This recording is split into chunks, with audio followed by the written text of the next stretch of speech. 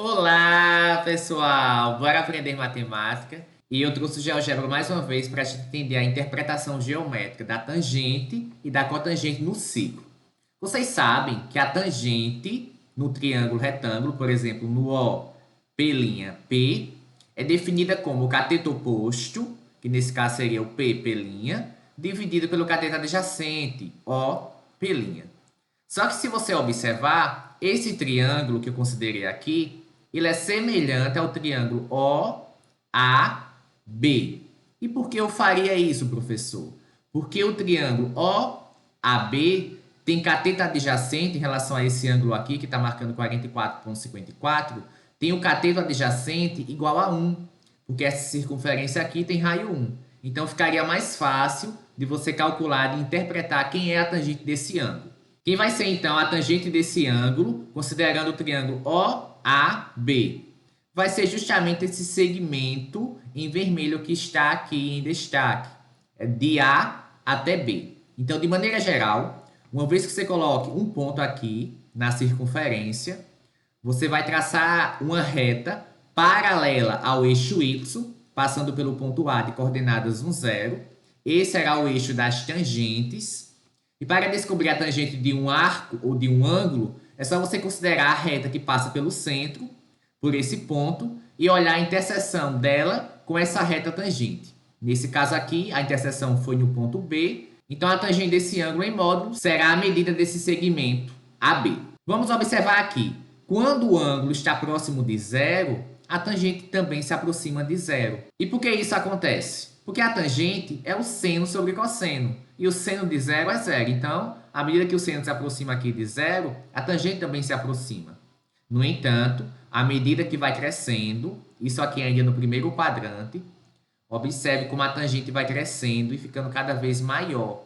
Tanto é que a partir desse momento você nem consegue mais visualizar no gráfico por conta da tela. E quando vai se aproximando aqui de 90, a tangente tende a mais infinito. Se a gente passar para o segundo quadrante, observe que agora a tangente vai ser lá embaixo, então a tangente é negativa, justamente por causa dos sinais do seno e do cosseno. Como os sinais são diferentes, quando dividir um pelo outro vai dar um sinal negativo. E quando eu passo aqui de 90, mais próximo ainda de 90, a tangente assume valores negativos estupidamente grandes em módulo. E esse valor vai diminuindo à medida que esse ângulo vai se aproximando de 180. Aqui nós já conseguimos ver o valor da tangente, que nesse caso seria negativo. E vai ficando próximo de zero à medida que o ângulo se aproxima de 180, justamente porque o seno desse valor é zero. Mais uma vez, quando troca de quadrante, a tangente muda de sinal mais uma vez, agora volta a ser positiva, e à medida que a gente vai considerando ângulos cada vez mais próximos de 270, a tangente vai crescendo, até quando chega próximo vai tender a mais infinito. Tanto é que aqui em 270 a tangente não está definida, justamente porque o cosseno é zero. A tangente não está definida nem em 270, nem em 90, que são os dois pontos do ciclo onde o cosseno é zero. Mais uma vez, com a troca de quadrante do terceiro para o quarto, a tangente muda de sinal, agora volta a ser negativa, com valores inicialmente muito grandes, só que vai diminuindo à medida que esse ângulo vai se aproximando de 360. Então, só para revisar, a tangente vai ser dada a partir de um eixo auxiliar, que seria um eixo paralelo ao eixo dos senos, passando pelo ponto 1, 0. Nos quadrantes 1 e 3, a tangente é positiva. Já nos quadrantes 2 e 4, a tangente é negativa. Você pode observar o sinal do seno e cosseno para ter essa afirmação. E a tangente não está definida nos valores de 90 graus e 270. Por quê? Porque o cosseno é zero. Já nos valores de 0 e 180, a tangente é zero. Por quê? Porque o seno é zero. Vamos agora entender geometricamente o que significa a cotangente de um ângulo. Bom, eu trouxe aqui a exemplificação da cotangente. Qual a interpretação da cotangente no ciclo? Inicialmente, vamos relembrar como é que a gente deu a definição da cotangente. A cotangente desse ângulo aqui, por exemplo, 35,67, é quem? Cateto adjacente dividido por cateto oposto, que é o inverso da tangente. Observe que nós temos aqui um triângulo retângulo, OP', e que esse triângulo é semelhante a um outro. Quem seria esse outro? ODC. Observe que esse ângulo 35,67 é o mesmo que está em destaque aqui em verde, porque nós temos duas retas paralelas, essa reta em verde e o eixo X, e uma reta transversal intersectando essas duas retas. Então, esses dois ângulos são congruentes.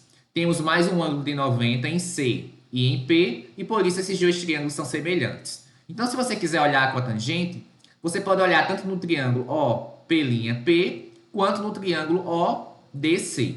Eu vou preferir olhar no ODC. Por que, professor? Porque nesse caso o cateto oposto OC mede 1, porque é o raio da circunferência unitária.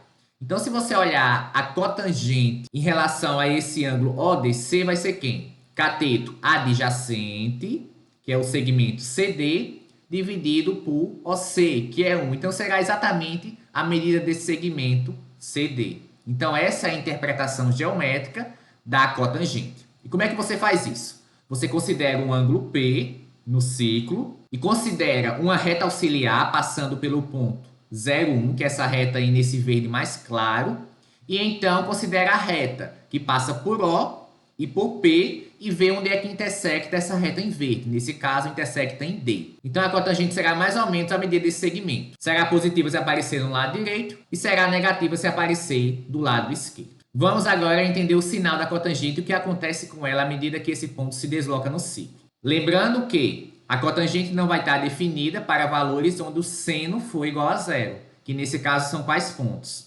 O 0 e o 180. E observe que quando esse ângulo se aproxima de zero, a cotangente tende a mais infinito. Depois, quando a gente aproxima esse ângulo, perto de 90 graus, a cotangente se aproxima de zero.